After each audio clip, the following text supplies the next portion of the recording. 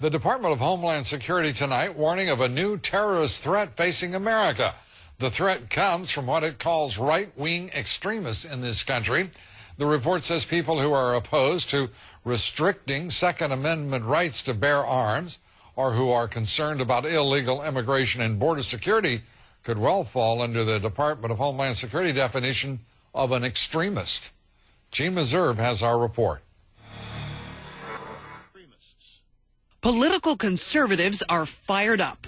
This is an effort to criminalize political dissent, standard, ordinary, everyday political dissent. This fury, a reaction to an assessment from the Department of Homeland Security saying right-wing extremist groups could exploit fears about the economic downturn, gun control, and the election of an African-American president to attract new recruits.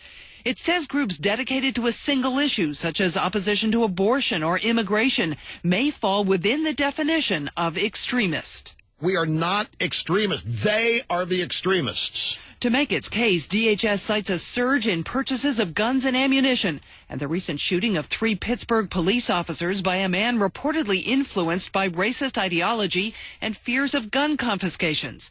An organization that tracks extremist groups thinks DHS has the picture at least partially right. The election of Obama certainly has played for these groups in the last 6, 7, 8 months. The economy, I think, is much more questionable. We really don't know if that is having an effect. A Homeland Security official says DHS is not trying to squelch free speech.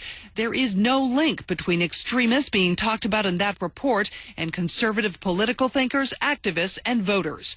But conservatives aren't buying it. If the Bush administration had done this to left-wing extremists, it would be all over the press as an obvious trampling on the First Amendment rights of folks and dissent. In fact, in January, there was a warning about left-wing extremists. It was issued by the Obama administration, but both reports were begun under President Bush.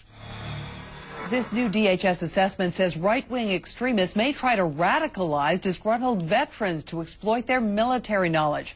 Some conservatives find that offensive, but DHS points to Oklahoma City bomber Timothy McVeigh, a veteran of the First Iraq War. Lou? Gene, this is, at the very least, a broad, general threat assessment, if you will.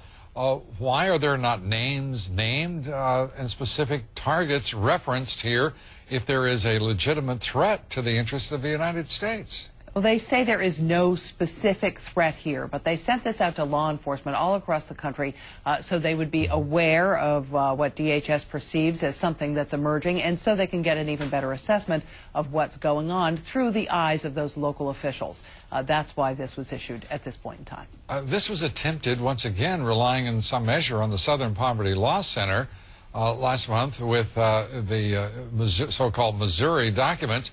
The Missouri State Patrol had to withdraw the so-called fusion report.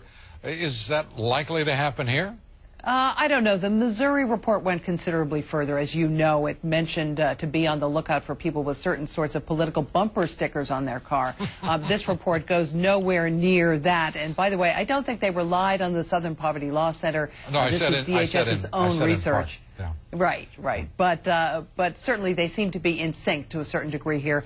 Both the department and the Southern Poverty Law Center say they are seeing some increase in those right-wing groups. All right. Thank you very much. Gene Meserve from Washington.